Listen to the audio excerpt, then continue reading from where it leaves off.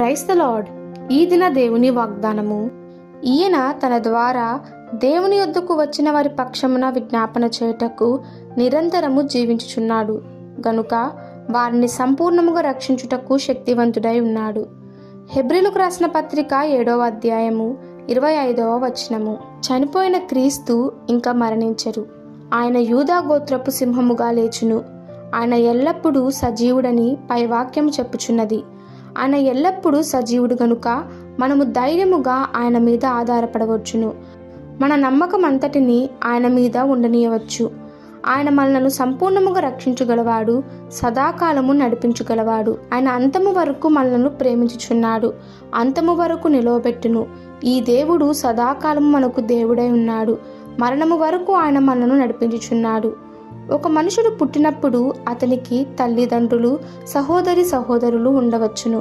ఎదిగినప్పుడు స్నేహితులు ఉండవచ్చును. వివాహమైనప్పుడు బిడ్డలు ఉండవచ్చును. అయితే అతనితో అంతము వరకు అనగా నిత్యత్వము వరకు ఉండేది ఎవరు? ప్రభు అయిన యేసుక్రీస్తు వాగ్దానం చూడుడి. ఇదిగో, నేను యుగ సమాప్తి వరకు సదాకాలము మీతో ఉన్నాను. ఎందుకనగా ఆయన సజీవుడు, ఉన్నవాడు అనువాడు కాబట్టి. నేను నమ్మిన వాణ్ణి ఎరుగుదును గనుక నేను సిగ్గుపడను. నేను ఆయనకు అప్పగించిన దానిని రాబోచున్న ఆ దినము వరకు ఆయన కాపాడుగలవాడని రూఢిగా నమ్ముచున్నాను అని మనము ధైర్యముగా ఉండాలి. షడ్రకు, మేషకు, అబేద్గోను అనువారు మేము సేవించుచున్న దేవుడు మండుచున్న మేడిమిగల ఈ అగ్నిగుండము నుండి మమ్మను తప్పించి రక్షించుటకు సమర్థుడు, మరియు మీ వశము పడకుండా ఆయన మమ్మల్ని రక్షించును అని ఘోషించుచున్నారు.